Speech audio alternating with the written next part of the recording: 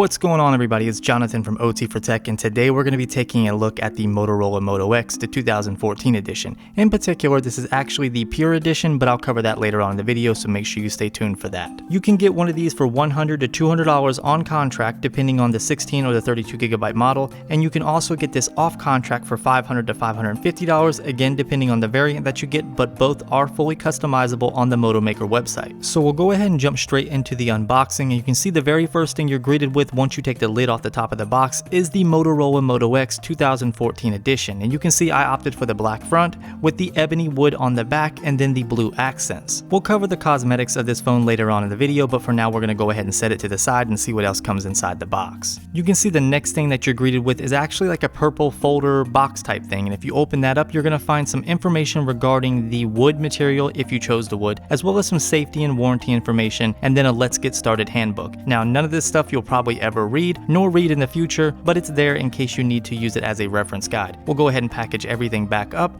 and set it to the side and see what else comes inside this box.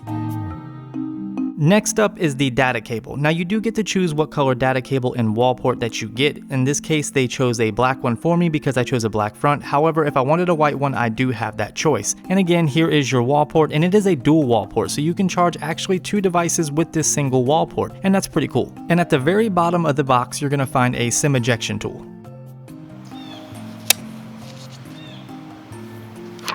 I figured you guys would appreciate it if I left the sound effects of the plastic being removed off the device this time. So we'll go ahead and power on the Moto X for its first boot ever, so that way you guys can get a feel for what to expect when you get your Moto X.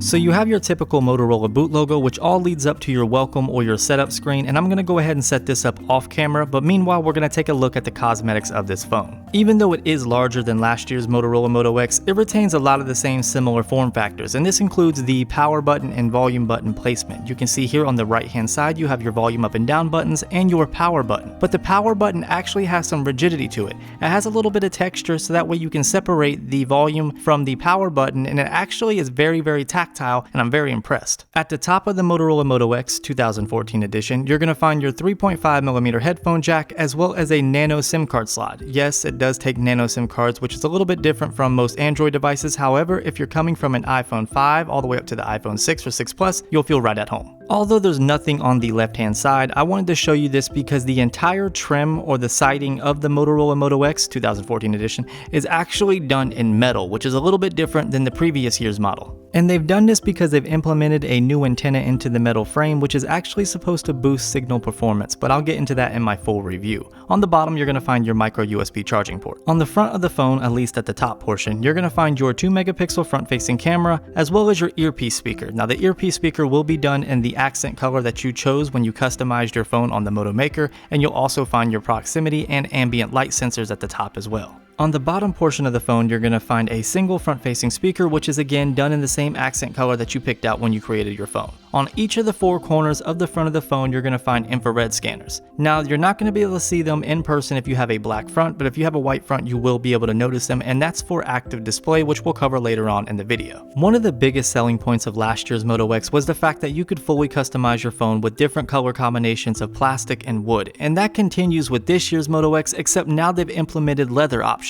Due to the fear of the leather wearing over time, you can see I opted for the ebony wood instead. On the back, you're going to find a 13-megapixel camera with a new generation of flash. Now you can see the flash is actually built into the camera ring itself. I plan on doing a full video covering the actual performance of the camera, so if you don't want to miss that, make sure you subscribe and stay tuned for that video. You can see below the camera you have Motorola's unique dimple, which is a bit wider than last year's model. However, it still feels and looks great, and it's done in the accent color that you picked out for your front-facing speakers. And on the bottom you're going to find a microphone. One thing that kind of surprised me was the fact that the glass on the front has rounded edges, just like the iPhone 6 and the iPhone 6 Plus. I don't remember that being discussed too much. However, I'm a big fan of the rounded edges, and it feels and looks great. But if you like to put a screen protector on your phone, you might have to wait a little bit because they seem to have a difficult time protecting the edges. Now this is the pure edition of the Moto X, which means there's no carrier bloatware, and it's also unlocked with an unlocked bootloader. The Motorola Moto X 2014 edition has a quad-core Snapdragon 801 processor clocked at 2.5 GHz with the Adreno 330 for graphics. If you mix that with a near-stock Android experience, you have a very fast phone. In fact, the main difference between the Nexus 5 and this phone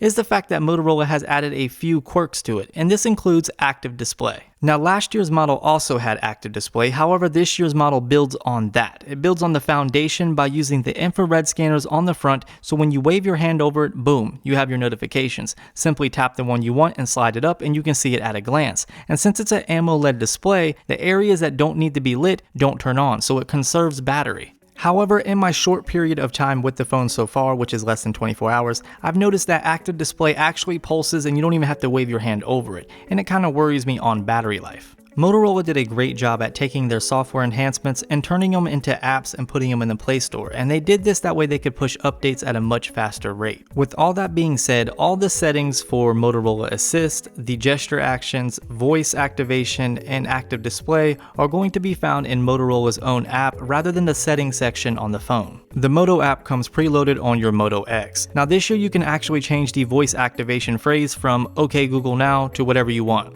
Ah, real monsters.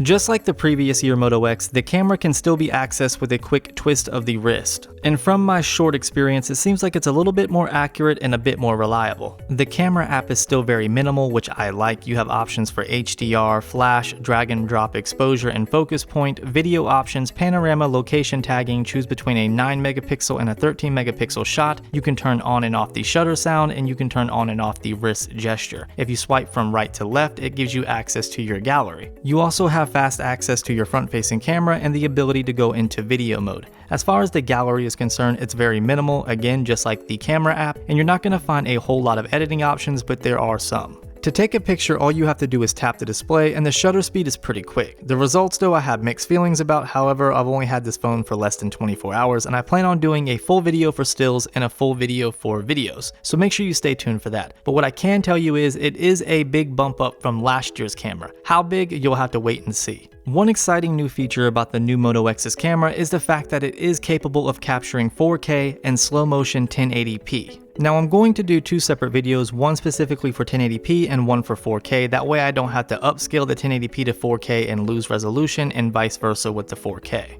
This is actually some sample footage taken with the new Moto X 2014 edition in 1080p, and it actually looks excellent, and off my first impressions, I'm pretty impressed. The new Moto X feels just as good as the old Moto X in the hand despite having a larger display. Speaking of that, it comes in at 5.2 inches, it's a 1080p AMOLED display with a PPI of 423, and it does feature Gorilla Glass 3. And you can expect the same characteristics that come with most AMOLED panels, which is deep dark blacks and oversaturated colors. However, with the Moto X, it's very warm, and I found daylight viewing not the best so far. You can stay tuned for my full review and I'll cover the display more. However, I can say that the text is very crisp and it's a major bump from last year's model. The new Moto X actually got a very minute battery increase, and I mean it went from 2200 mAh to 2300 mAh, and the screen size also increased, so you can expect a decrease in performance when it comes to battery life. Now, I will cover the details of battery life in my full review, so make sure you stay tuned for that. It does not feature wireless charging, however it does have rapid charging, and they sell the turbocharger as an accessory in the Motorola store for $35. And they claim that it can give you 8 hours of battery life in just 15 minutes. If you guys want to see a full review on that, let me know, drop me a thumbs up, and leave a comment below, because I haven't picked one up yet, and they're available for pre-order, and I'm thinking about getting one. Just let me know if you want to see a review. The original Moto X was my favorite Android phone of 2013. Make sure you stick around to find out if the 2014 Moto X is my favorite Android phone of this year. Well guys, I hope you liked this video. If you did, don't forget to hit that thumbs up button. It really helps out the channel, and don't forget to subscribe so you don't miss any of my new content. And while you're at it, why don't you check out some of my older videos? You might like what you see. Follow me on all my social media networks to have a more one-on-one based chat with me, and don't forget to leave a comment below and let me know what you thought. Of course, as always guys, thank you for watching and all your support, and I'll see you in the next one.